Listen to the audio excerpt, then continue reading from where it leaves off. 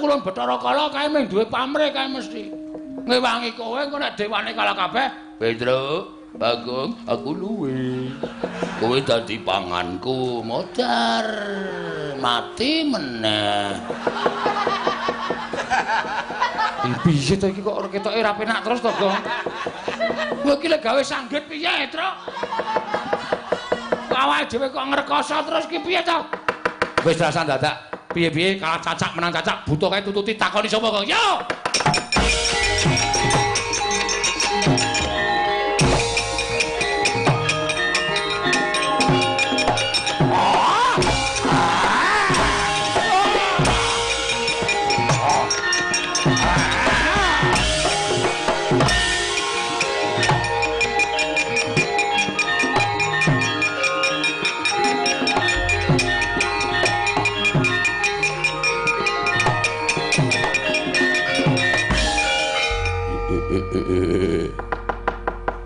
Pedro, kancamu aja. Getarane. Aku iki kenal karo kowe. Pedro. Sapa, Tru? Kowe kok ndek kanca gleleng ngene? Mbuh aku ora ngerti. Aku iki ora ngerti. Aku kono tepung ro kowe. Kowe iki senengane ngapusi ngono. Sapa? Nuwun sewu, kula niku bingung panjenengan kok nyebut kula Petro ngoten niku. Panjenengan kenal karo kula lho. Oh ladal.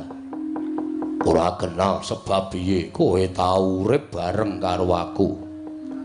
Engko gek kowe iki ya buta terus. Udu.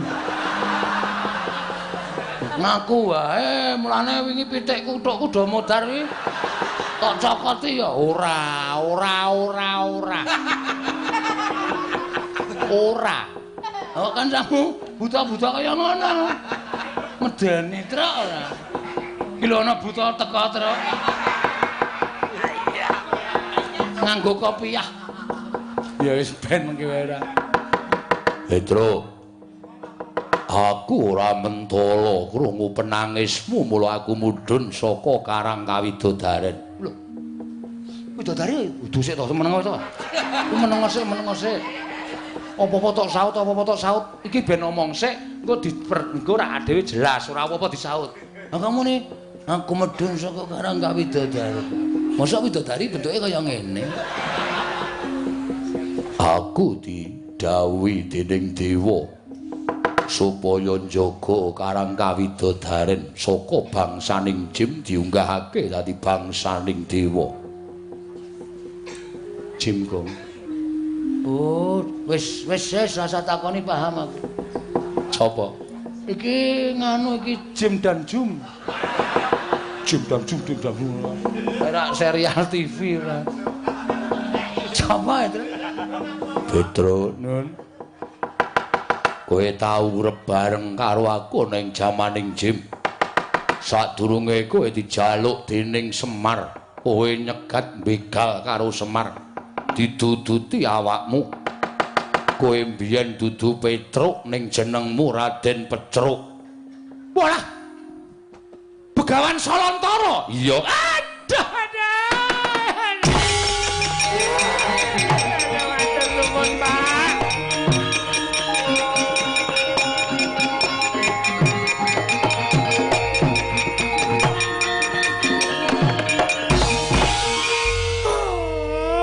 Bapak.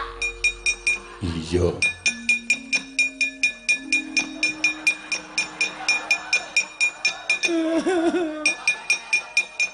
Ceruk ngopo? Jare jenengmu dudu Petruk. Sapa?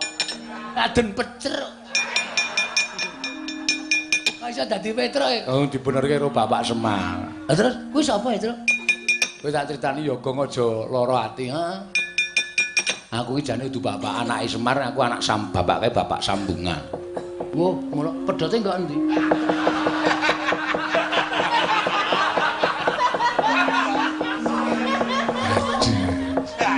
Maksudnya bapak sambungan ki aku ki mbiyen dopeni karo bapak. Tegese bapak angkat ki nek carane Jawa bapak sambungan. Mengkono. Heeh. Iki bapakku asli. Masa? Heeh. Bapakku asli mbiyen bangsaning Jim saiki dadi dewa. Wah. bajigur iki. Kowe anak dewa kowe. Ya nyun ngapura, Gong. Lah terus aku, kowe iki ming saka ayang-ayangane Semar. Bapakmu ya ora ana, mbokmu ya ora ana, dumadi saka ayang-ayangane Semar. Sing nyipta mbiyen ya Iwang Pikulun Sepada Wenang utawa Iwang Pikulun Asih Prana. Oh, tepung aku nero Asih. Asih Prana. Marse apa Asih? Nek marse tepung aku klawer to. Udu.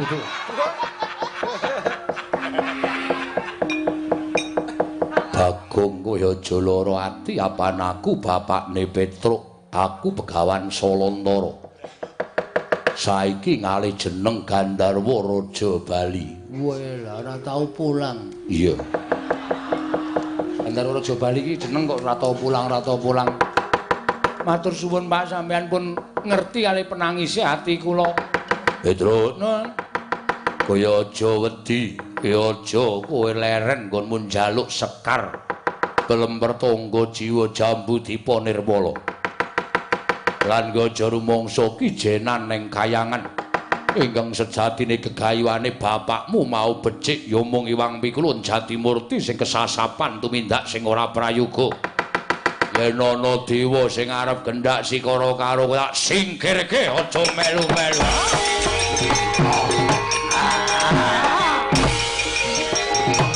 Ayo, amuk rata, saya merata nanging padha-padha.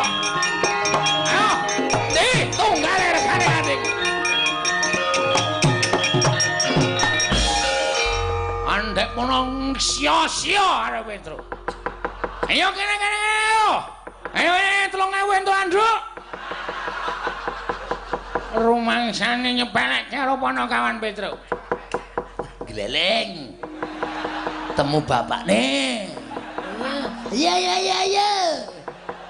Wah, dewa iki aja tak sumbari. Dewane pirang-pirang, bapakmu lagi ngladeni dewa siji, ya mula dipati nganglang jagat. Ayo, slebdul modar. Nek ra prayitna Bagong iki nek ngomong sok nyemelangi ya ora. Aku ki mek ngomongi kok ora. Ora medeni ya ora, mek ngomongi.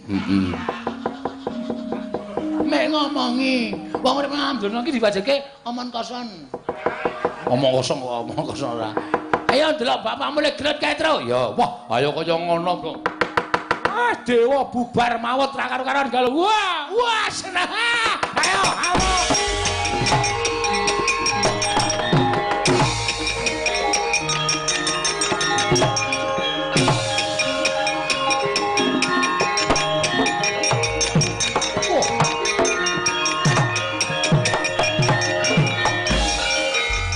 Gandharwa Raja Bali Salantara. Nggih, pukulun kula ingkang abdi. Ngamuk punggung Suratantaha Nirbaya Nirwikara. Sinten tiyangipun nggih mboten ngertos bilih Petruk inggih Petruk menika anak kula. Namung dipun mong dening Semar Badranaya. Sinten ingkang badhe kendhak sikara dhateng anak kula. Kula mboten mentala nyumurupi penangisipun anak kula. Kita ngewang Yatmaja, kita bakal gedhe walate sarta kita bakal ulun katutake dosane. Nyuwun pangapunten menawi kula wantun kalian panjenengan.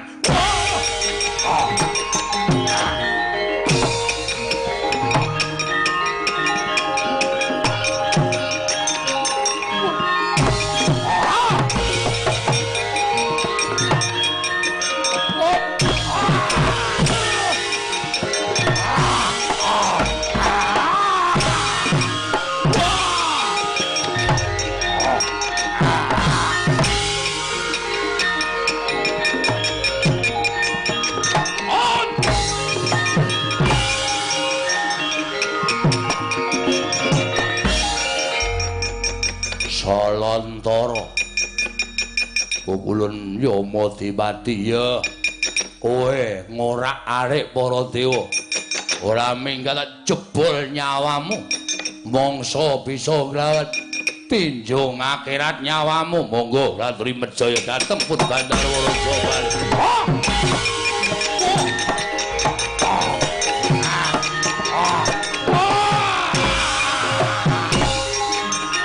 Udun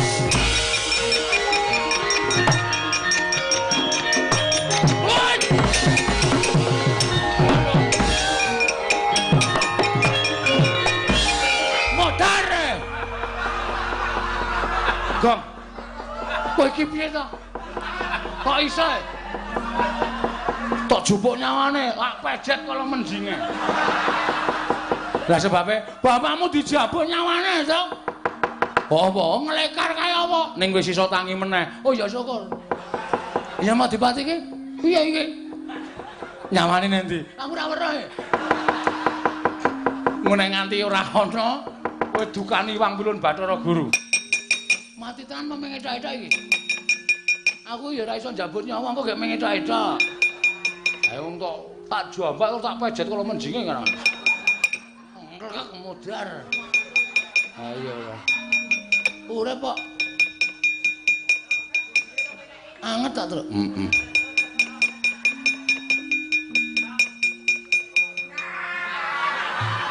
Aduh. Oh, urip.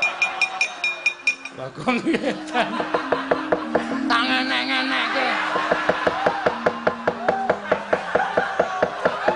Genah mules mbok yakin.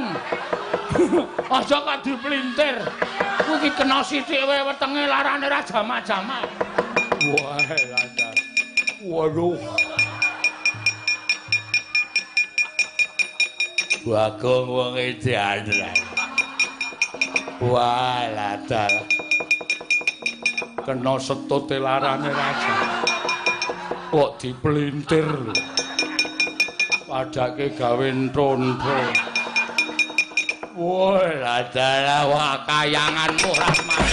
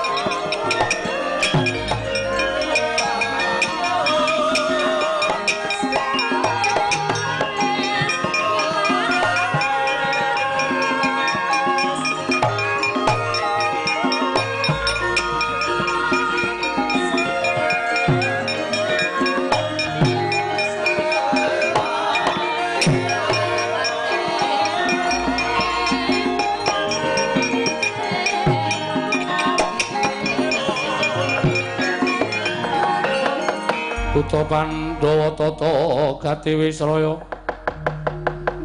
Indriyaksa Sara Maruta Pawana Pana Margana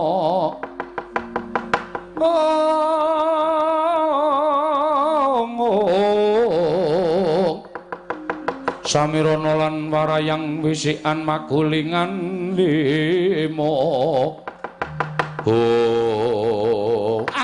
kencang warudayang mak pong bu bolong kali cedhe sapa sing gawe Gandhara Raja Bali wonten dawuh Pukulun. Lah kok dadi kowe mbelani karo Petruk? Akeh sangganing para Jawata Widodara Widodari padha nungsang kuyang numbuk bentus. Padha golek papan pendelikan awit wedi kelawan pengamu ing Salantara. Iya. Manah kula namung boten mentala kula mireng dhateng penangisipun anak kula pun Petruk. Anggenipun dipun sikara dening para dewa, wekasan kula kedah mandhap lan belani dhateng anak kula. Ya, bener. Sing jeneng arep netangi kamurkaning wong lanang kuwi siji rusuh ana bandane, angka loro rusuh ana bojone, angka telu rusuh ana anake. Wis bakal muntap. Inggih. Mula ra jeneng mokal. Petruk ki atmaja kita. Petruk ki anak kita. Inggih. Petruk kuwi anakmu, mula ora jeneng mokal yen to kita mbailani karo Petruk Kantong Bolong. Ya mong ngene ya. Gandhara Raja Bali aja nganti kawanguran Iwang Jatimurti. Sabab yen to nganti kawanguran Iwang Jatimurti, kita mengko bakal nampa pidana saka Iwang Jagadgiri Pratingkah. Inggih, Pukulun. Sartane Petruk Kantong Bolong apa dene Bagong? Kita baliya marang Madyapada, ulun jarwani jati ning lelakon. Penemune Iwang Pikulun jagat Girinata wong atuwa kita bakal ngembari marang panguwasaning para dewa. Kuwi mau wis tak klerokke nanging ora diagem apa kang dadi atur ulun. Lah iki saya ngombro-ombro pangertine Iwang Jatimurti bakal mudhun ana ing jagat. Bakal sak pejagong lawan bapakmu. Mula mongko perkara ala becik bener luput men ditanggung karo bapakmu. Perkara iki men dilakoni dening Iwang Pikulun Jatimurti apa dening bapakmu Semar? Oh ngaten Bu Kulun. Iya. Wis ngono wae ya. Salantara kita bali marang kewajiban kita. Petruk ben bali marang Marcapada, bali marang Karangkadempel. Oh iya, ngestaken jauh. Ya mongko tak kandhani ya Petruk supaya bapakmu kinan prayitna ngati-ati malang tingkah lakuning kadange dhewe ya kuwi Iwang Jagat Girinata. Nggih, ngestaken dawuh Bu Kulun. Wis ngono wae. Ulun kondur makayangan. Sembah kula ingkang ndherekaken Jengkar Paduka. Sembah kula ingkang ndherekaken Jengkar Paduka Pulun. Ya, wis karya slamet ya Petruk. Bali ana ing Marcapada. Nggih, ngestakaken dawuh.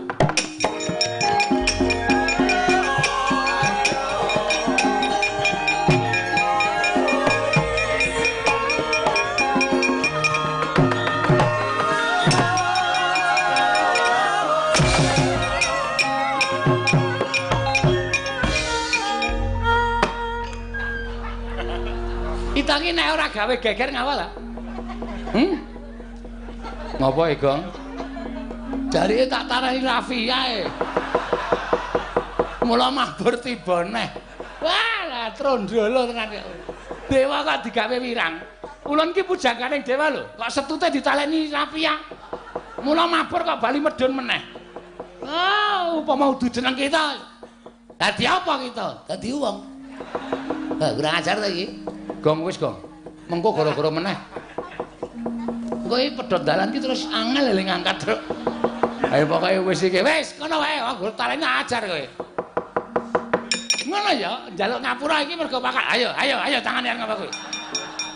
Wis to Gong ndara rampung-rampung. Wis ngene ora madhep rene ora rampung-rampung perkara.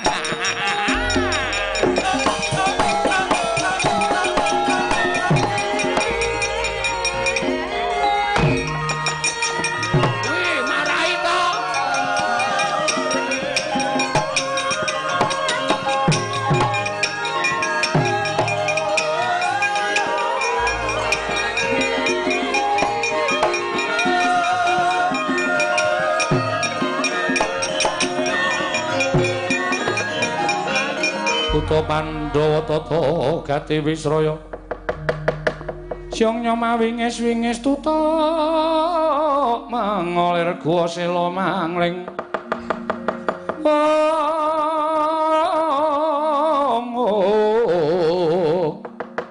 tutu mengolir gua sela mangling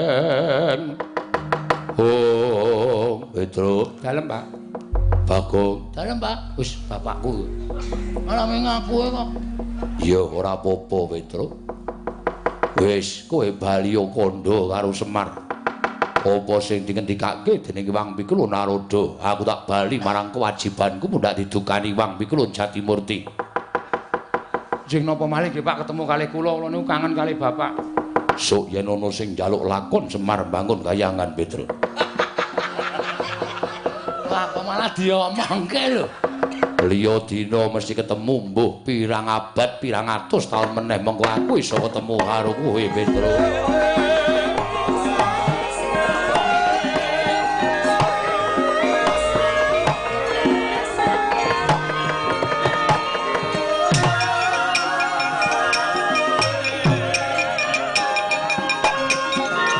Pandhita kang nyare wangsit pindha kumbang ngajaping tawang susuh angin ngendi nggone Manik Maya iki inggih Kakang Ismaya kula ingkang sowan lah kok bener ature Petruk durung rampung Petruk ngene matur kelawan aku yen to Iwang Pikulun Bathara Guru ya isi Manik Maya bakale rawuh ning Karangkadempel. Padha slamet Manik Maya. Pinayunganing kawidadan sowan kula Kakang Ismaya. Kula ngaturaken sembah kula kunjuk. Iya tak tampa. Eneng apa, ha? Apa kowe nglarapake penjaluke kakangmu? Apa kowe ngaturake apa sing wis ndak aturake lumantar Petruk Kantong Bolong? Kakang Ismaya, sowan kula wonten ing Karang Kadempel, sayekti namung badhe nanting dhateng penggalih ndika Kakang. Nanting bab apa? Menawi Kakang semunipun boten trimah kula menika dados nalindraning para Jawata. Tuwin Kakang Ismaya badhe kepengin lenggah dampar wonten ing Sela Kandawaru Binangun. Kula aturi prasaja kemawon, boten kanthi sarana kados mekaten. Kayiwangan dipun orak-arik dening Petruk menapa dene Bagong ing atasipun namung jalma wantah, tur dasaripun derajatipun namung kawula. Teka wantun nyamah dhateng asmaning kadewatan. Langkung-langkung Kakang Ismaya menika prisa bilih Sekar Plempertangga Jiwalan Sekar Jambu Dipa Nirmala menika upamiya dawah sakmangke boten dawah wonten ing Madyapada krana menika kewajibanipun para Jawata. Teka Kakang Ismaya anggenipun sampun lampah dados titah sewantah badhe nyuwun Sekar Pertangga Jiwalan Dipa Nirmala menika mengku suraos kados pundi? Sami kemawon Kakang Ismaya menika ngasoraken derajating kadewatan. Sami kemawon Kakang Ismaya menika badhe ngasoraken dhateng kalendranipun ingkang rayipun Manikmaya. Kanthi cara mekaten kula mboten narimakaken ing atasipun namung badhe mangun desa kemawon teka kanthi syarat srana ingkang asalipun saking Kayiwangan menika mboten sagedipun tampi kanthi nalar kamanungsan ingkang ganep. Kakang Ismaya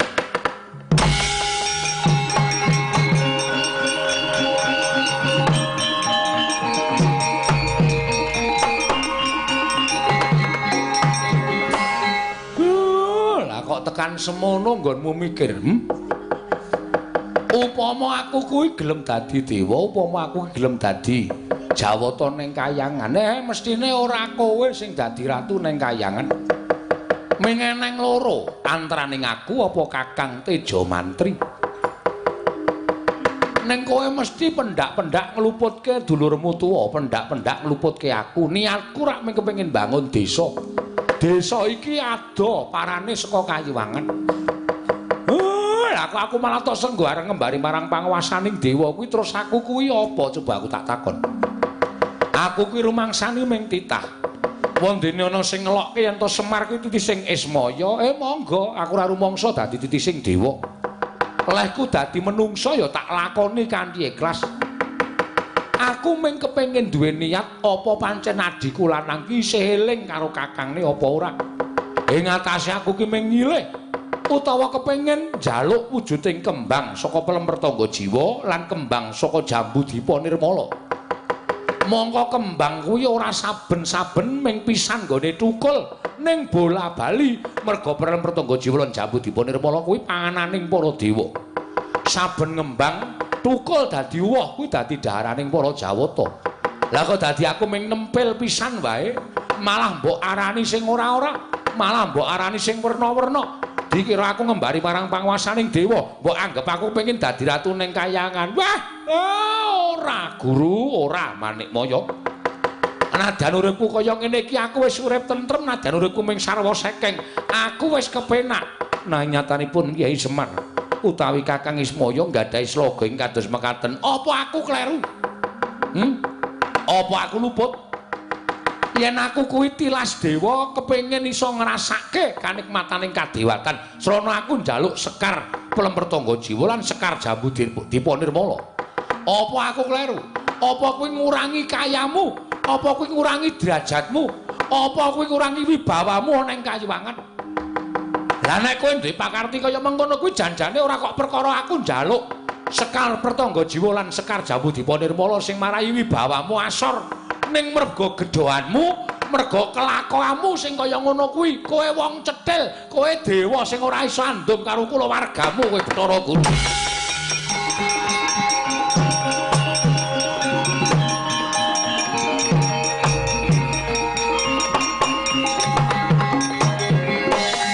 Ora sah dadak kokian gunem tanpa guna. Niatmu piye? Kakang Ismaya aku mung kari manut. Apa pancen kudu taker marus mulang tatu? Wah. Lah kok kaya ngono ucapmu? Kowe karo aku ki sedulur lho. Kowe ki adhiku. Ya nadan derajate beda. Apa ora saru dinu ning atase ming perkara kaya ngono lah kok dadi kowe saiki sugal ucapmu ora nganggo tata krama. Ora peduli.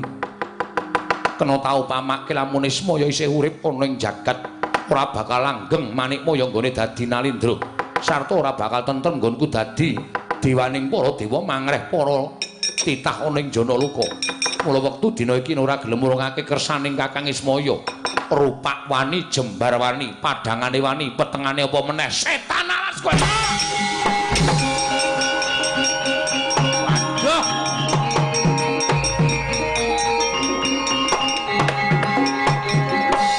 Bapak iki biasane sabar kaya dadi kaya ngono ya, Tru.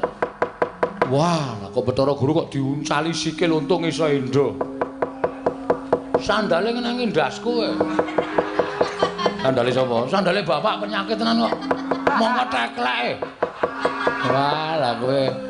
Kiye apiye to lagi kiye. Antil sisan kowe. Wis ngancing iki.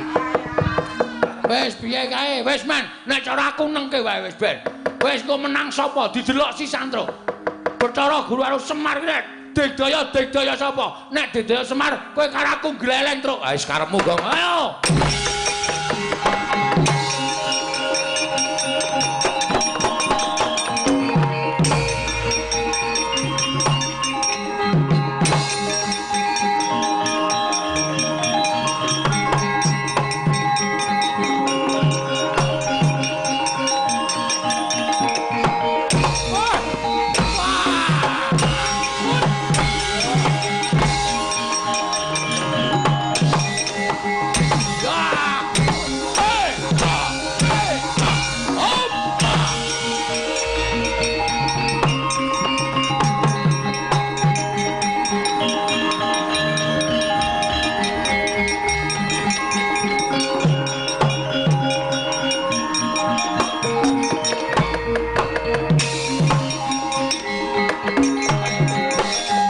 Astuna sidam skaring bawana langgeng. Mula ta mula kayiwangan hawa panas ingkang kagila-gila. Jebul Manikmaya nerak pacak nerajang perbatang. Ismaya ora bisa meper mubal babaling kanemurkan. Putulun. Putulun sakarone padha sirepen kamurkan kita Putulun.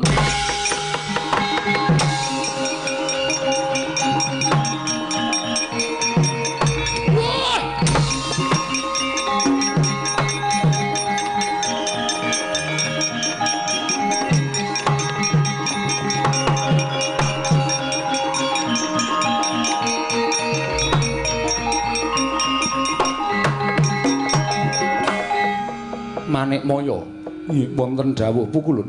Ismaya, kula ingkang mestine sira kuwi tinemu werda. Nggih. Kita tinemu tuwa kudune bisa meper mubal babaling kanepsun. Manikmaya, kita ingkang tinemu taruna aja gampang kebrunget marang panyakra bawa ingkang mboya bener.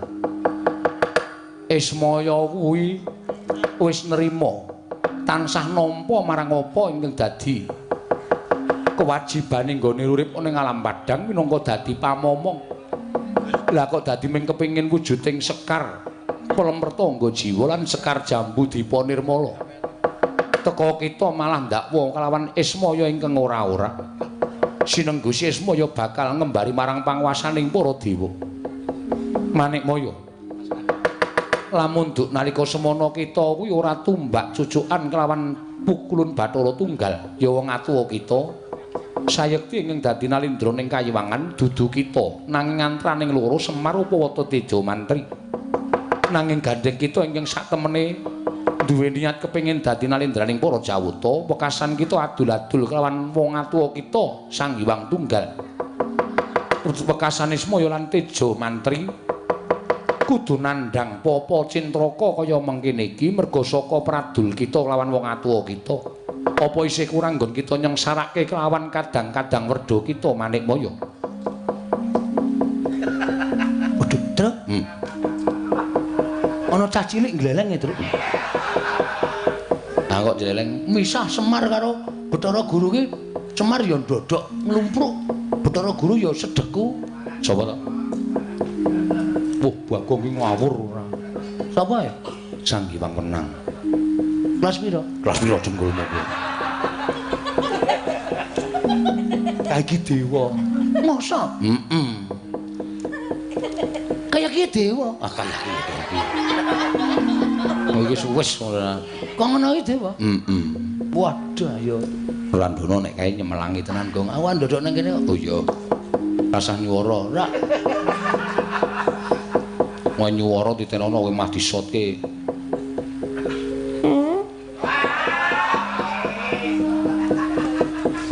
Bagong iki pancen setan ora.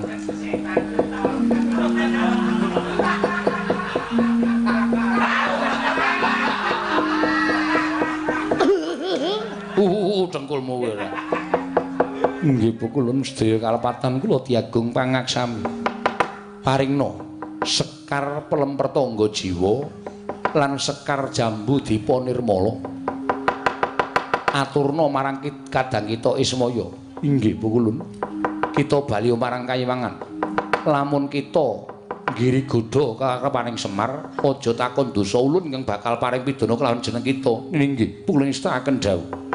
Kakang Ismaya monggo klaturi nampi sekar menika. Guru aku njaluk ngapura. Nek ana luputku ya guru kula ingkang nyuwun pangapunten. Sasampunipun kula ngaturaken sekar kula nyuwun pamit. Sing ati-ati, sing ati-ati Ismaya.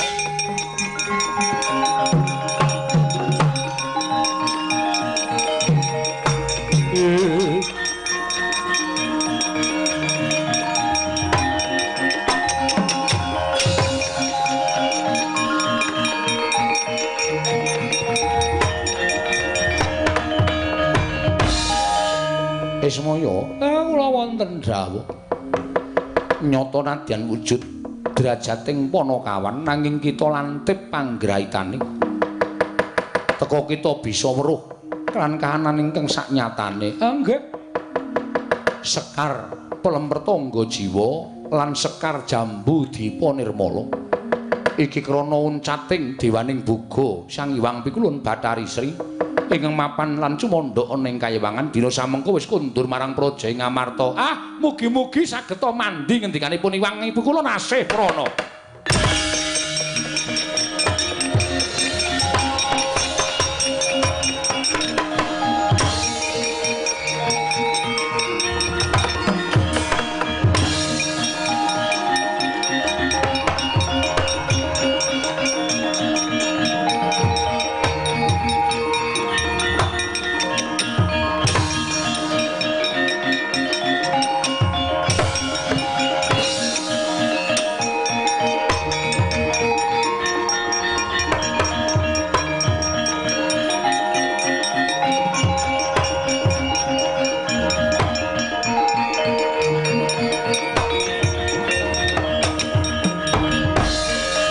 Den marayana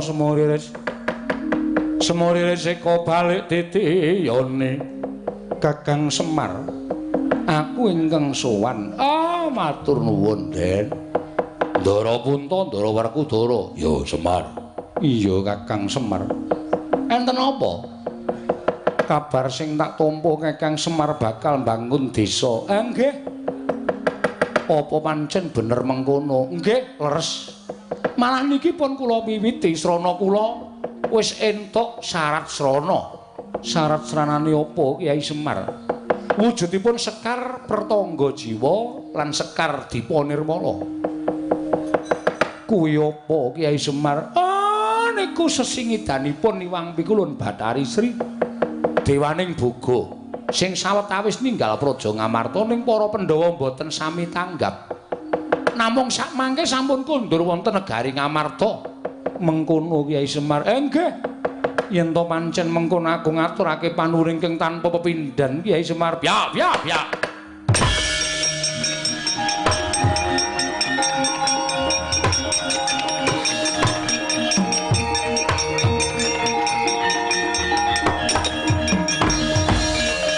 Petruk ngapa? Matur ngersanipun Bapak Semar. Iya. Sewu lapatan Diagung Pangaksami ora dadi ngopo amit ngaturaken tebah Siti Sekul binuntuling kron klopo apun ta mbila wonten lepat kula nggih krungu jatur sanipun Bapak Semar iya gak wis Nalika semanten kula jagi wonten tapel wates. Tapel wates ngendi? Karang Kadempel. Dumadakan mboten kanthi kanyono-nyono, Mbak. Nang apa Petruk?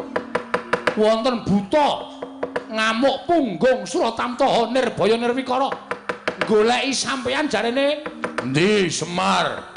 Grak-grake sing jeneng Semar Badranaya, Werkudara Janaka aja kaya bocah iki.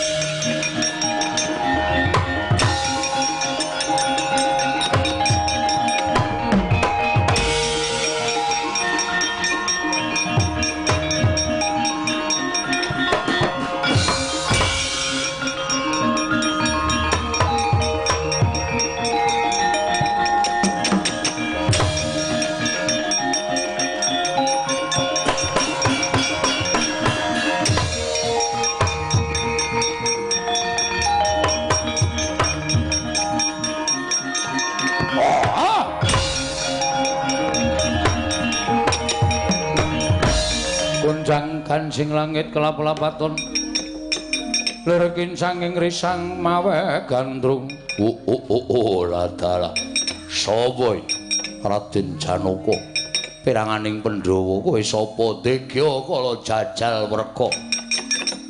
Werka ya ana wigati apa dawing dewa kudu mangan daginge Semar pecah siramu. Ayo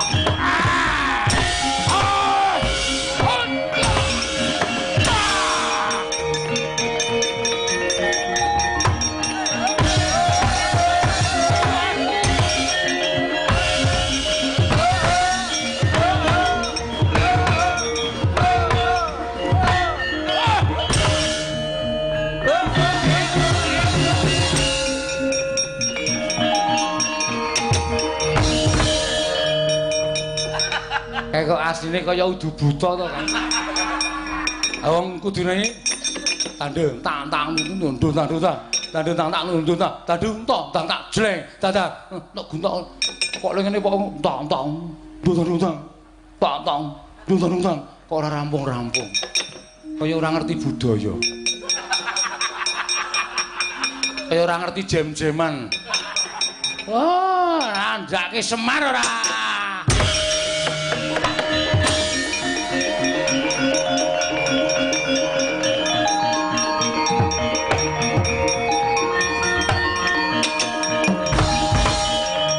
Geger, Pak. Oh, piye? Ndara Werkudara Janaka kalah. Pak. Oh, piye?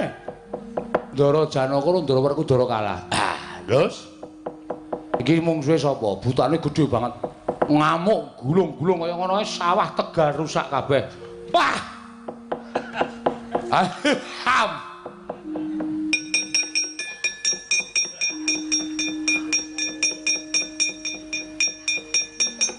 Oh, demet ki. Turu to.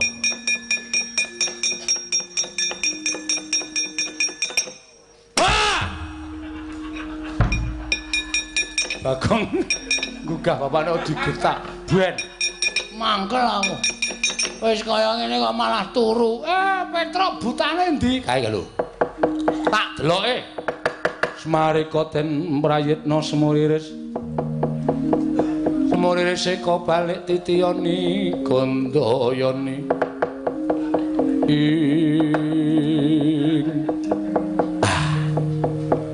Buta kae ora galak. Ndara Werkudara dicokot Durjana kok dicokot ora galak iki. Kae mungsuhe Sinuwun Puntadewa. Terus Sinuwun Puntadewa kon nyembah buta kae. Kon pasrah pati urip. Mengko rak buta kae kalah. Apa iya, Pak? Domongi ya.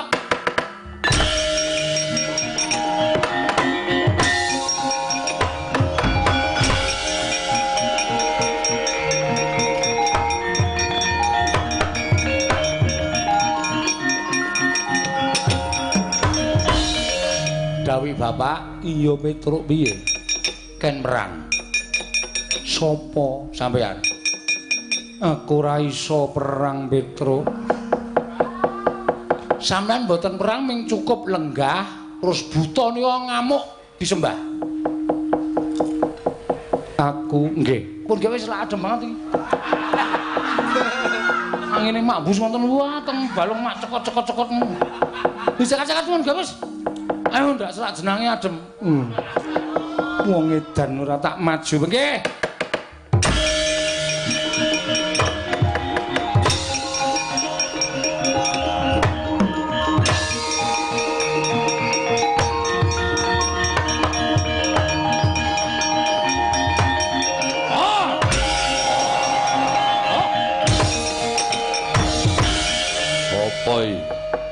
Prabu Puntadewa, kowe sapa? Aku Jajal Werka. Jajal Werka? Iya.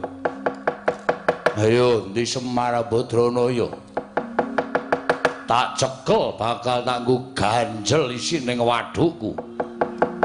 Jajal Werka yen to pancen arep mateni kelawan Semar. Ternyatane Semar kuwi Pandhawa kuwi dimong dening Kyai Semar. Yen to Pandhawa kelangan Kakang Semar, pepes bayu kang tapis ora bakal duwe kekuatan. Mula tinimbang Semar ingkang tekaning pati aluwung Puntadewa sakadang ingkang mbok sirnakake. Ikhlas karo nyawamu. Ora ikhlas sebab apa? Mapan tak gaglak dadi isen-isen ning wadukku. Namung sadurunge kepareng aku ngaturake sembahku marang panjenenganing Sinuwun Prabu Jajal Werka.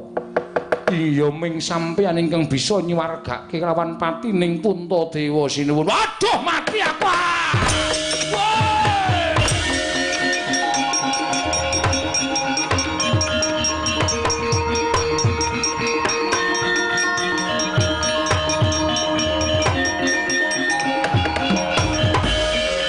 Koko Prabu inggih, Yayi. Kenging menapa paduka ingkang wujud raseksa. Krana nami panjenenganipun Iwang Jatimurti, menapa ing dados gegayanipun Semar menika kedah nampi cobi. Nyatanipun kula ingkang kadhapuk supados dados pacobaning Kyai Semar. Lah kok jebul malah para Pandhawa ingkang saged nyingkiraken pacoban wujud ingkang Raka Indrawati. Setemah kula wangsul kok wujud kaya wingi-uni. Inggih Koko Prabu. Apa niatipun Semar Badranaya menika kandhas dumugi ning Batus? Mboten nggadahi niat menapa-menapa kejawi amung ngambangun desa Karangkadempel. Yayi, wonten dawuh. Maitra mekaten kliyan ana kula manunggal wonten ing Karangkadempel. Monggo Koko Prabu kula dherekaken.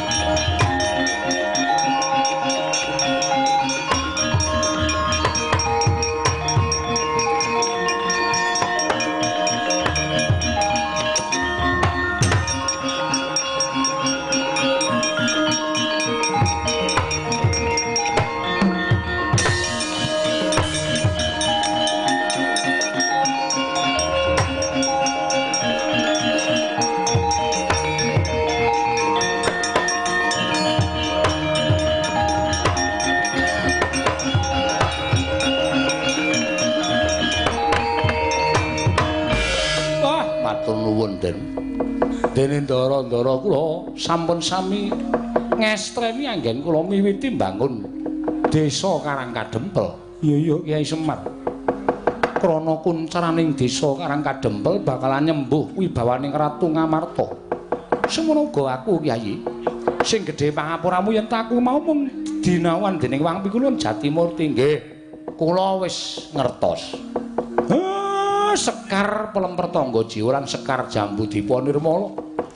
Jebul dados papan pandhelikanipun Sang Hyang Pikulun Bathari Sri anggenipun uncat sawetawis saking negari Ngamarta. Samangke sampun kondur wonten negari Ngamarta. Karang kadempel ingkang kinarya marga tindaking Bathari Sri.